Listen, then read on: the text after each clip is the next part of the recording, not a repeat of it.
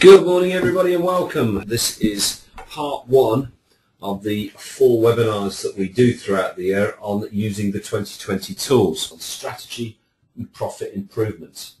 The tools that we're going to look at this morning are the strategic planning checklist, the 2020 partner questionnaire, the retirement calculator or exit calculator, a mortgage calculator, practice objectives, strategic plan template, a 12-month profit improvement plan. Make a note of that, folks. You want to listen to me talking about that. You want to see that on screen. It is absolutely the #1 tool for saying, this is my targets for 2011. Partnership agreements and quite a nice service product matrix. So we're going to be in section 1 on strategy and profit improvement today. And let's have a look at the tools.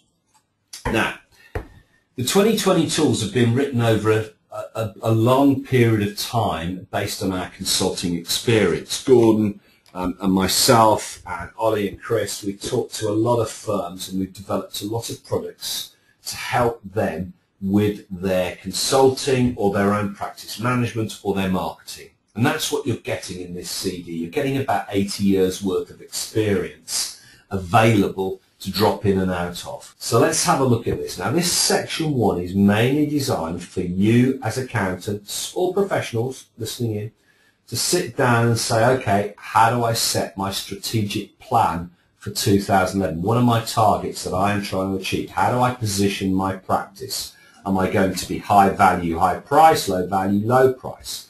Am I going to be high price, low value?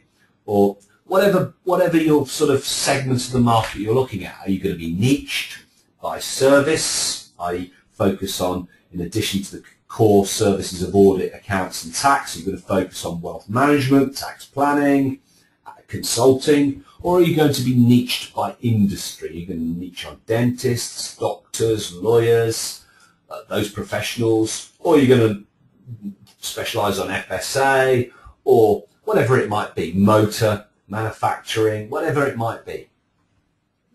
So let's have a look at these tools. These are designed to help you get to a strategic plan for your practice. It's very simple. It's very easy. You'd be surprised how many folks don't set a target at the start of the year. This is the #1 thing any firm should do.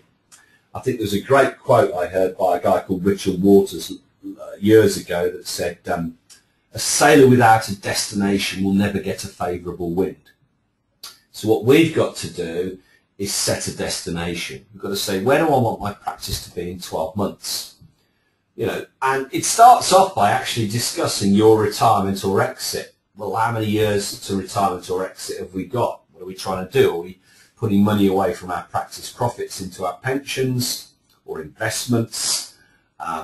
Or are we building a business that works without us, that will have a capital value that we're going to sell? Or are we just going to keep going till we die?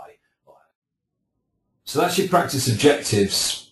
This is probably the most powerful tool we've got in this section next, which is the 12-month profit improvement plan. So if you've gone to sleep, wake up. This is very useful for accountants or lawyers or any other professional services provider that works on chargeable hours and time. Let me just see if I can get that to stay up on the screen. Sorry, I'm doing a bit of a fandango with this at the moment. So hopefully you can see. What I'm looking at now is down the left-hand side. This is a what-if scenario on your practice. This is what you use to set your targets for 2011.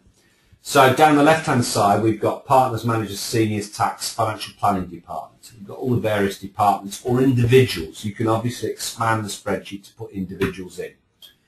How many weeks do they work a year? In this case, we've got 46.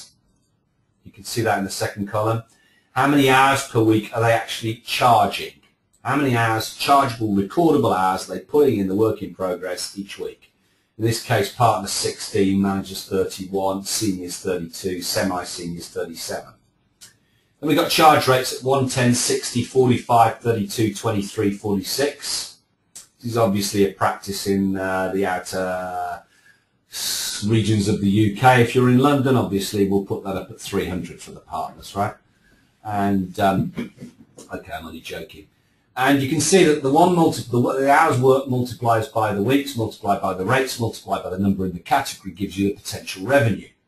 So let's actually put naught in for the financial planning department, and we've got a sole practitioner here on screen who is recording 16 hours worth of chargeable himself and charges out, or herself charges out herself at £110.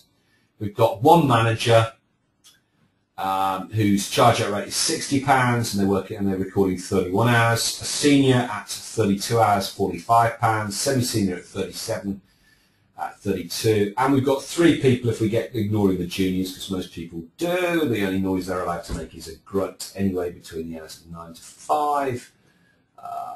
You know the definition of a junior, because juniors aren't quite sure whether 8 hours is a working week or a working day, especially when they've just done a history degree. And you multiply that lot up, and the total potential revenue in this firm is 512,000. If we click next, what you then get back to is that P&L that I was looking at earlier. And I'll just large this up so you can see it. So we've actually carried forward the 512,000 potential revenue. And we can then play around with the recovery rates, drop off our overheads to give us our net profit before tax, or net profit for the partners. So this sole practitioner, if they're doing it all themselves, obviously they're not paying anybody any wages here, would earn the amount at the bottom. So you can populate the figures. And then of course you can say to yourself, look, what would happen if I could get that recovery rate up by 2%? What would be the effect on my business in terms of profit if I could get up to 90%? And you can see that figure moving up and down. Now in my experience, 5% movement is dramatic, 2% is achievable for most firms. So I'd sit here and I'd look at what the partners are doing. If I was advising this firm with these figures, this sole practitioner 16 chargeable hours, firstly I'd ask them what they do in the week and has their handicap been reduced over the last 12 months. And once we've got through what they're actually doing in the week, I'll probably find out they're not really on the golf course, they're actually working flat out on admin. And we probably start out